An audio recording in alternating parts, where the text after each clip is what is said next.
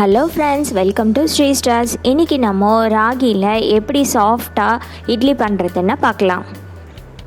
ராகியில் நிறைய ஃபைபர் இருக்குது. இது உடம்புக்கு ரொம்ப நல்லது. கண்டிப்பாக வாரத்துக்கு ஒரு முறையாவது நம்ம உணவில் ராகியை சேர்த்திக்கணும். 1 கப் ராகி எடுத்துக்கணும். ஒரு கைப்பிடி அளவு அவுலை இதில் சேர்த்திக்கணும். அதுக்கப்புறம் 1 கப் இட்லி அரிசி எடுத்துக்கணும். 4:1 ரேஷியோவில் 1/4 கப் உளுத்தம்பருப்பு சேர்த்திக்கணும்.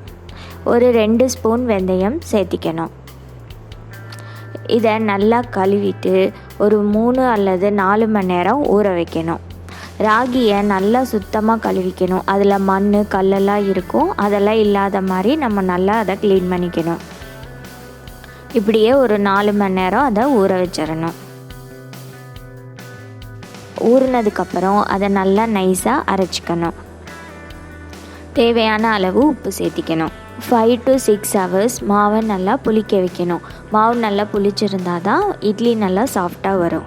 பார்த்திங்களா, மாவு நல்லா பொங்கியிருக்கு. இப்படி நல்லா பொங்கி இருந்தால் தான் இட்லி ரொம்ப சாஃப்டாக கிடைக்கும். இட்லி மாவு பதத்துக்கு மாவை ரெடி பண்ணிக்கணும். மாவு கொஞ்சம் கெட்டியாக இருந்தால் கொஞ்சம் தண்ணி ஆட் பண்ணிக்கணும். இட்லி பிளேட் எடுத்து அதில் நல்லெண்ணெய் நல்லா தடவிட்டு நம்ம மாவை ஊற்றணும். அந்த குழிக்கு பாதி அளவு ஊற்றினா போதும். அது வேகும்போது முழுசாக வந்துடும். அதனால் நிறைய ஊற்றாமல் கொஞ்சம் கேப் விட்டு அதில் ஊற்றிக்கணும். அதே மாதிரி மினி இட்லி தட்டில் நல்லா ஃபுல்லாக எண்ணெயை தடவிட்டு கொஞ்சம் கொஞ்சமாக மாவை ஸ்பூனில் எடுத்து ஊற்றணும். ஒரு 3/4 இருக்கிற மாதிரி குழியில் ஊற்றிக்கணும்.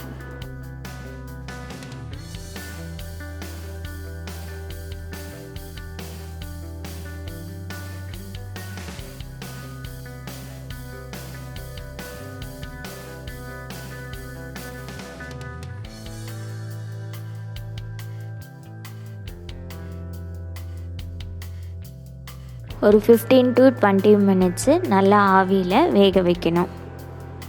பார்த்திங்களா, நம்ம மினி இட்லி நல்லா வெந்துருச்சு. எண்ணெய் கண்டிப்பாக தடவணும். அப்போ தான் அந்த தட்டில் ஒட்டாமல் இட்லி நல்லா வரும். துணி போட்டு ஊற்றுறதா இருந்தாலும் ஊற்றிக்கலாம்.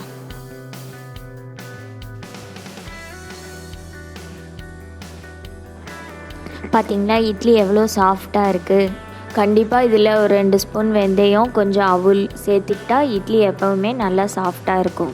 இந்த ராகி மினி இட்லிக்கு சைட் டிஷ்ஷாக தக்காளி சட்னி, தக்காளி சாம்பார், தேங்காய் சட்னி இது எல்லாமே சூட் ஆகும். நம்மளுடைய சாஃப்டான ragi mini idli ready.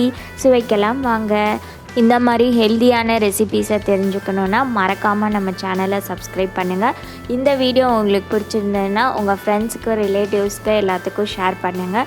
Thanks for வாட்சிங்.